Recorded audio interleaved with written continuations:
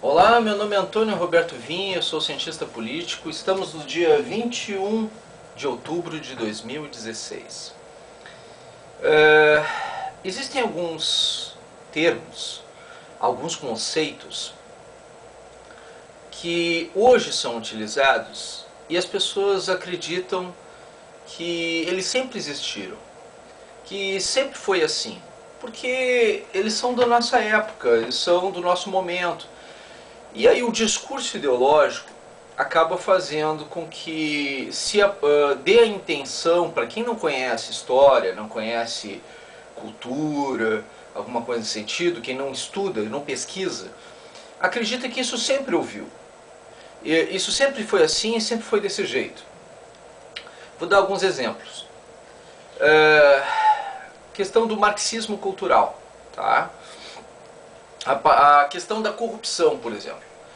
A corrupção, vocês acreditam que possa ser alguma coisa, e muitas vezes dizem assim, é uma coisa do marxismo, uma coisa do PT, uma coisa da esquerda, uma coisa que está ligada à esquerda. Na verdade, ela pode acontecer na esquerda, na direita, em qualquer lugar. Por isso, muitas vezes, o pessoal da esquerda acredita que a corrupção esteja acontecendo pelo lado da direita e que esteja havendo um golpe. O argumento deles, a lógica deles, funciona dessa forma, e aqueles que estão convencidos não adianta querer mudar a linha de raciocínio deles por conta disso. Porque eles estão convencidos de que nós é que somos os corruptos e não eles. Que eles são os 10% certo e o resto todo mundo está errado. E como é que aconteceu essa situação? Bom, a corrupção, na verdade, é romper com algo, corromper algo, romper com alguma coisa, que pode ser cultura, pode ser a própria cultura, romper a cultura e faz o processo de uma corrupção, a norma, a regra social estabelecida, que o establishment, né, ou o que está nesse caso,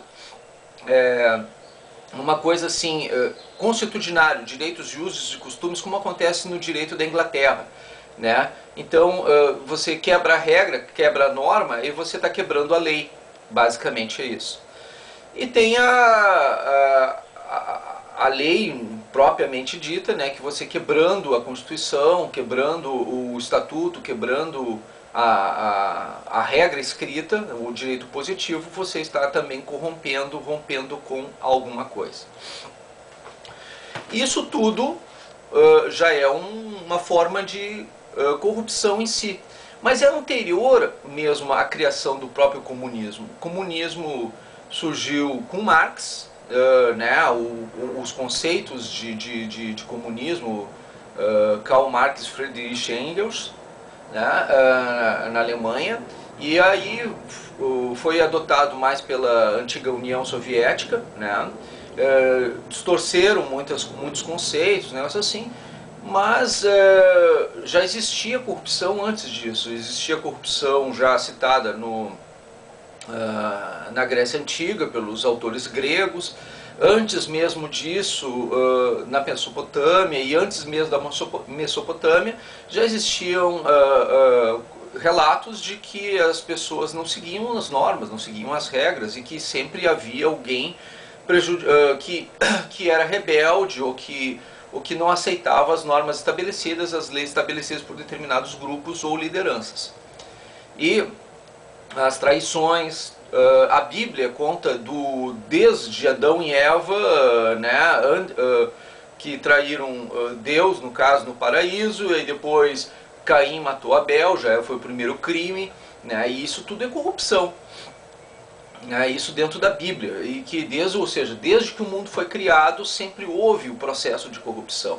Isso não é uma coisa... não é uma coisa do comunismo em si, isso é uma coisa da essência humana. Tanto que Jean-Jacques Rousseau disse: o homem é o lobo do homem. O homem é o lobo do homem.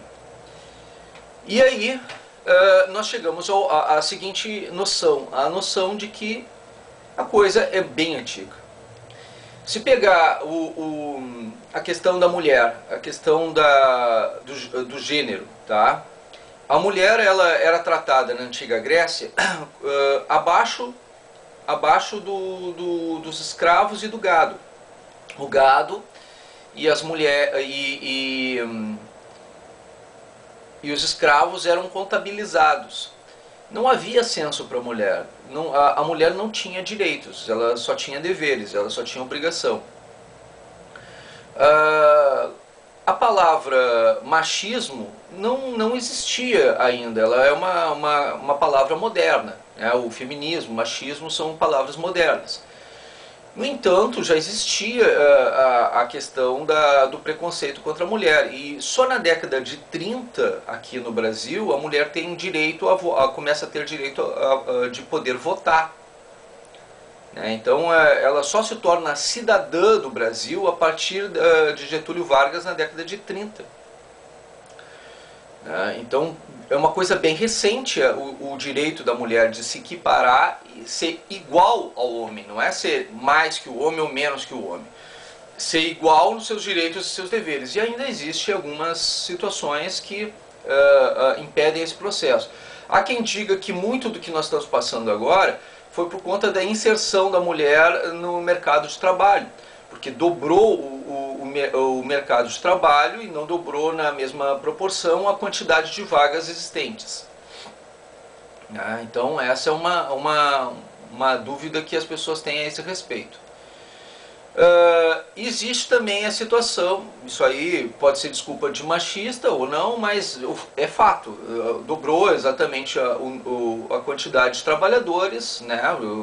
Que antes era só os homens trabalhando, aí dobrou o mercado, o contingente de trabalhadores e não dobrou o mercado potencial de trabalho, isso é fato.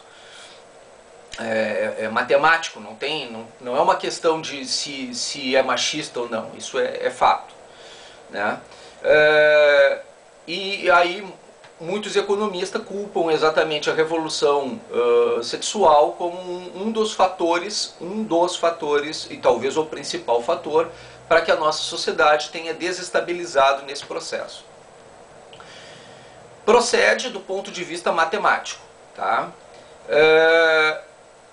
A questão do direito da questão da xenofobia, do preconceito, né, entre etnias. Né? Porque raça, gente, raça só tem uma, é a raça humana. Né? Então, preconceitos de etnias, né, espécie humana. Então, nós somos todos seres humanos. Mas há o preconceito a respeito disso. Então, como é que a gente pode perceber que isso é anterior? Porque a escravidão ela acontecia, por exemplo, na Grécia Antiga, até por questão de dívida. Você tinha uma dívida com alguém, você era considerado pejorativo, por exemplo, trabalhar. Trabalho era coisa de escravo. Então, para você pagar uma dívida, você ficava sendo escravo durante algum tempo de alguém para pagar essa dívida. Você era denegrida a sua imagem porque você tinha feito algum trabalho para alguém, exatamente, isso era considerado algo errado, porque o trabalho era feito por aqueles trabalhadores que tinham sido conquistados dentro de alguma batalha, alguma guerra, então eles se tornavam teus escravos, eles eram servos teus. Né? E isso não tinha, era um homem branco trabalhando para um homem branco, ou um homem negro trabalhando para um homem branco, ou uma mulher trabalhando para um homem branco, mas não tinha necessariamente que ver com a questão de etnia, tinha a ver com a questão de conquistas, né, de posse, de propriedade. Um ser humano propriedade do outro por conquista. E normalmente era assim que acontecia aqui nas tribos brasileiras também, quando os portugueses aqui aportaram, fizeram da mesma maneira. Era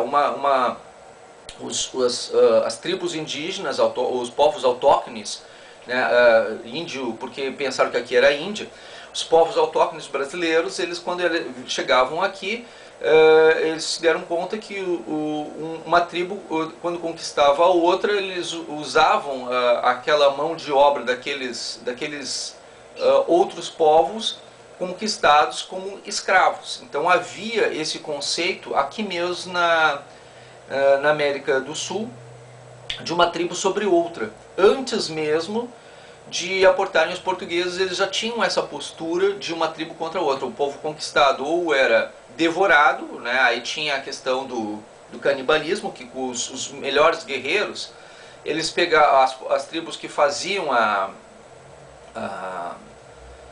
conquista, eles matavam todos que podiam. Aqueles que eram os melhores, os mais bravos guerreiros, eles pegavam e devoravam a carne desse indivíduo para que pudessem adquirir a essência do guerreiro. A essência do guerreiro. Então tinha todo um sentido. Né? Os Senhores do Litoral, de Mário Maestre, até tem o livro aqui, ainda numa segunda edição, é bem antiguinho já.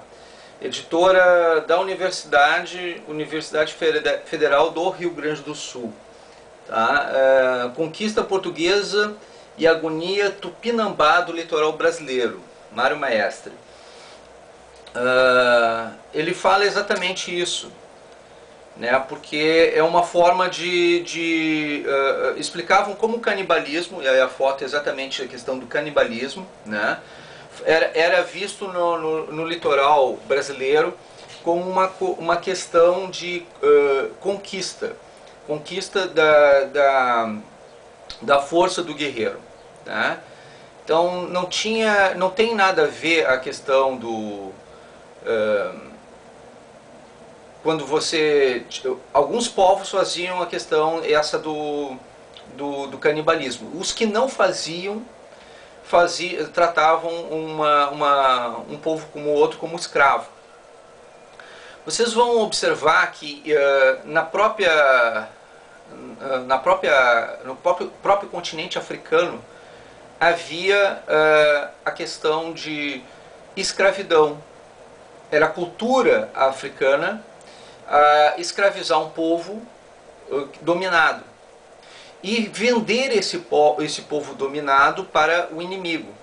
Então quem conquistava, uma tribo que conquistava uma outra tribo, ela, para se livrar dos líderes daquela tribo conquistada, eles pegavam e vendiam esses conquistados para príncipes conquistados, príncipes negros conquistados, não é assim? Foi assim que muitos deles vieram até o Brasil. Eles vendiam aos portugueses ou aos outros povos para se tornar escravos em outras nações, para sumir do mapa, literalmente, para ser retirado das suas terras. E nunca mais voltavam, né? Mas era uma situação que já acontecia no próprio continente africano. Não foi uma questão específica. Os portugueses eles fizeram isso durante bastante tempo, porque eles tinham as caravelas, né? E as caravelas eram os Ferraris daquele tempo, no mar, assim. Eles eram os melhores veículos da época, né? Faziam as melhores, as mais longas viagens, dominavam melhor o vento e as intempéries. E conseguiam ir mais longe que muitos outros navios. Eram os melhores navios da época. Os portugueses tinham os melhores navios da época. Então isso explica como é que aconteceu a questão da transformação do mundo nesse aspecto. Mas a gente vamos perceber, né, que isso é anterior à questão do comunismo. Isso é uma questão da história humana, e a história humana foi evoluindo.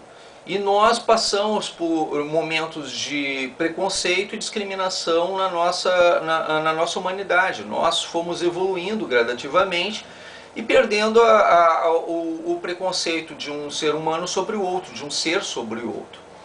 Isso não tem nada a ver, os direitos adquiridos, as conquistas, a evolução humana, com o chamado comunismo. E aí, isso tem a ver com o humanismo, com a evolução do ser humano. Por que a gente confunde tanto o comunismo ou o marxismo cultural com essas questões? Porque eu já falei isso, já expliquei isso em outros vídeos meus. Nós absorvemos o discurso humano no discurso de esquerda.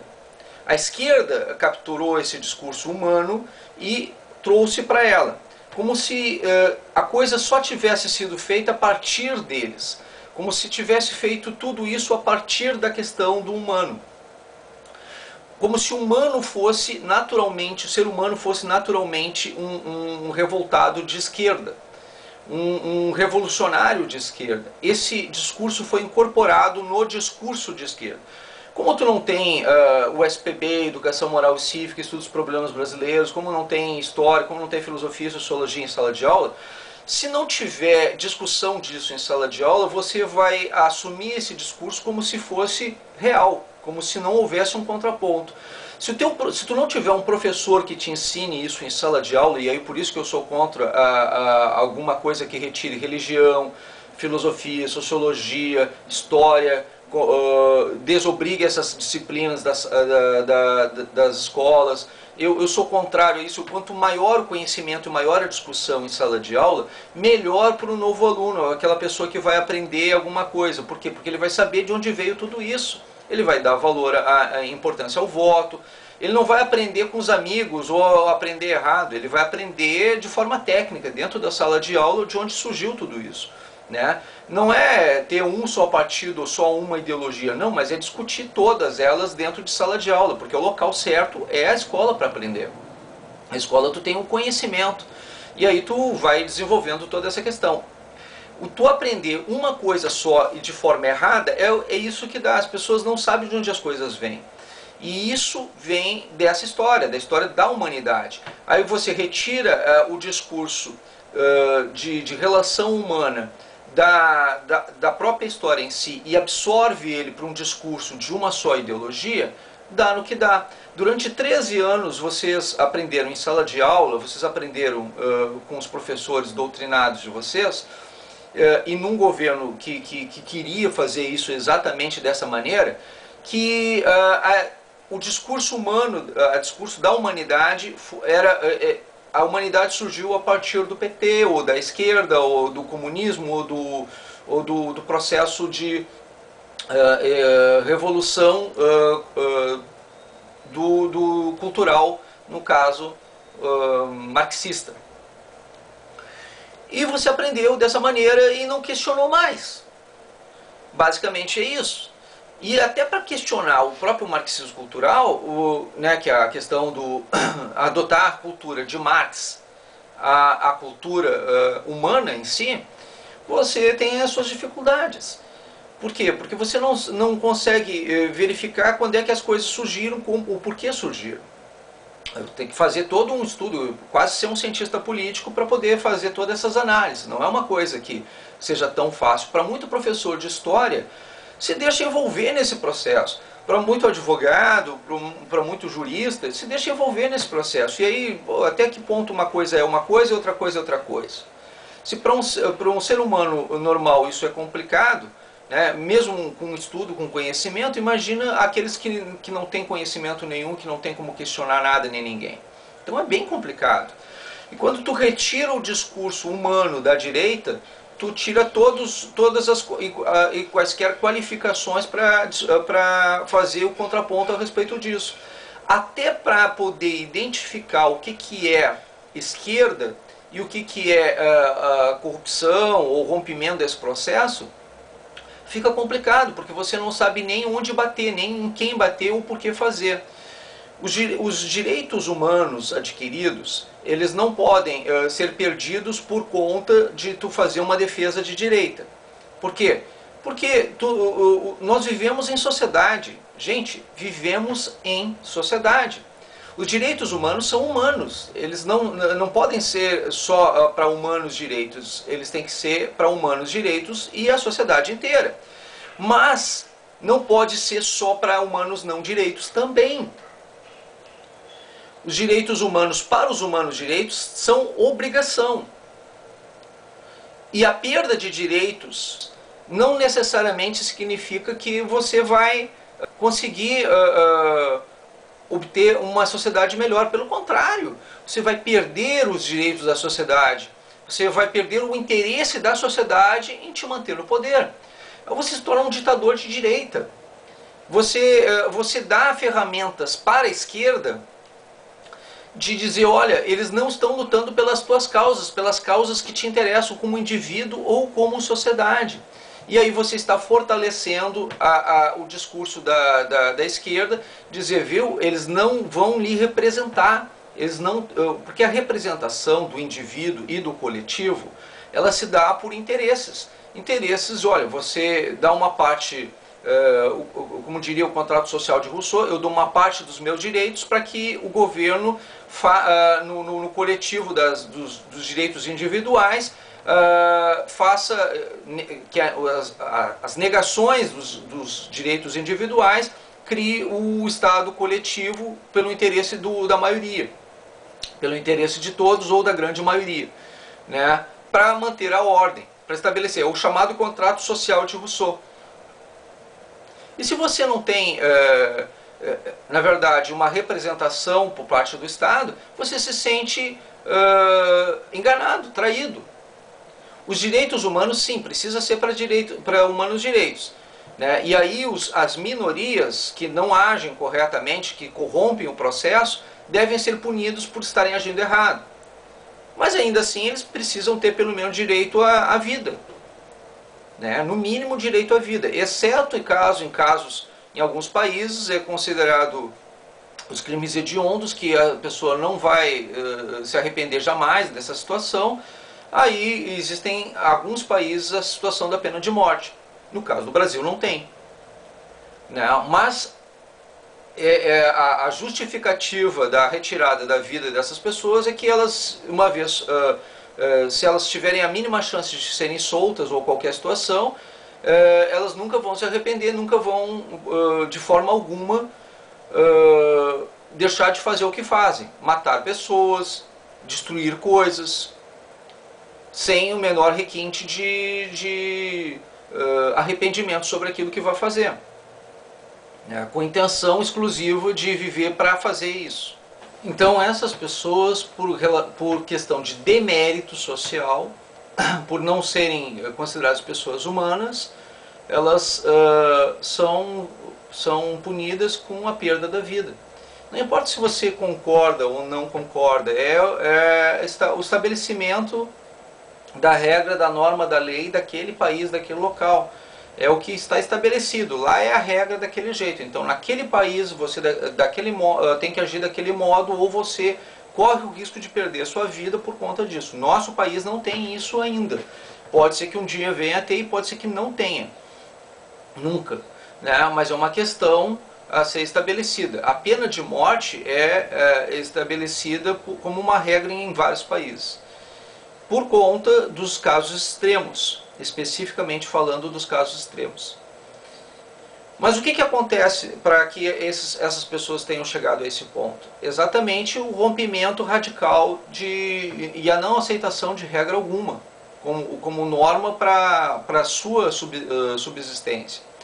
Quando você rompe com tudo, rompe com todas as situações e não aceita regra nenhuma, normatização alguma, você não aceita lei alguma para lhe controlar, você corre o risco de ser exatamente um corrupto, uma pessoa que rompe com a norma ou a lei estabelecida.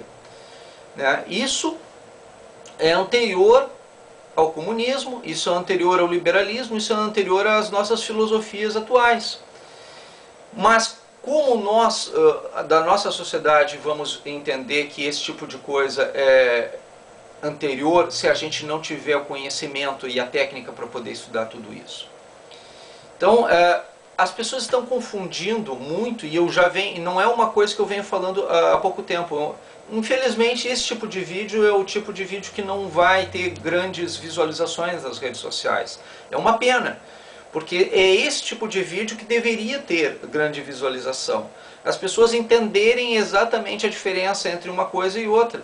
Elas poderem perceber como elas estão sendo enganadas, ludibriadas, por que não há interesse de se investir em educação no Brasil por conta disso. Porque se tu retira os direitos humanos, o humanismo, tá? Por exemplo, na ONU, agora, a ONU está tendo práticas ideológicas, adotando posturas mais voltadas ao discurso de esquerda do que propriamente de direitos humanos. e sobre o pretexto de discursos de direitos humanos, na verdade estão ideologizando a questão dos direitos humanos por uma questão de socialismo, estão confundindo as questões de humanismo com as de socialismo. Vai chegar um momento que a ONU vai entrar em descrédito por conta desse tipo de aparelhamento ideológico e filosófico. A desqualificação dos discursos humanos para o mundo está fazendo com que haja uma ruptura na real condição de direitos humanos. Os direitos humanos na ONU estão sendo distorcidos. Isso é uma denúncia que eu venho fazendo. E aí, não reconhecer isso como uma questão relevante ou importante desqualifica a própria estrutura e a própria legitimidade do processo de conquista da humanidade, porque a ONU representa a humanidade, Organizações das Nações Unidas representa a humanidade. Então isso é muito sério e isso é muito importante. Isso não é uma questão do Brasil, isso é uma questão do mundo.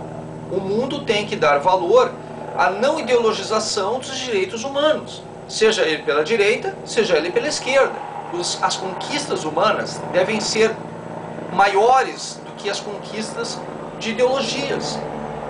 E isso é um crime contra a humanidade.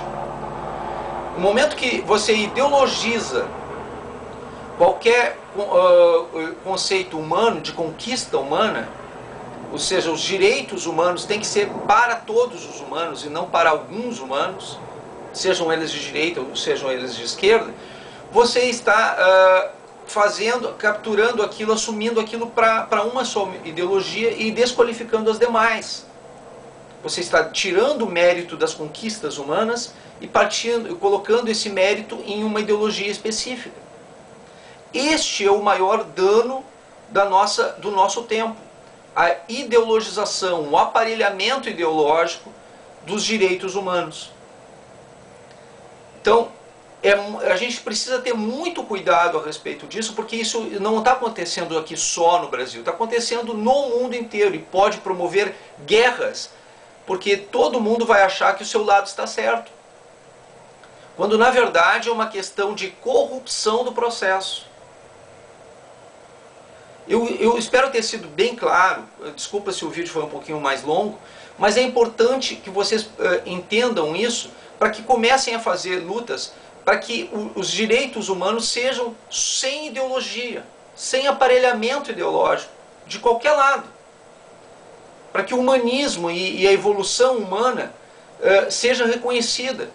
E para que essas coisas que estão acontecendo, que estão levando, olha, esse discurso é um discurso de esquerda, esse discurso é um discurso de direita, separem o que é valor humano dos discursos desses grupos. Quando começar a ir para um lado muito, você já vai perceber que tem alguma coisa errada, que alguma coisa não está soando bem. E está certo, você está certo, alguma coisa não está bem mesmo.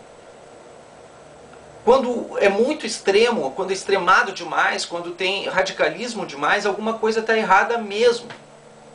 É porque aí foi o aparelhamento ideológico que entrou em ação. Porque os direitos de conquistas humanas, ele vem antes de qualquer ideologia. Acho que eu fui claro. Muito obrigado pela atenção dispensada.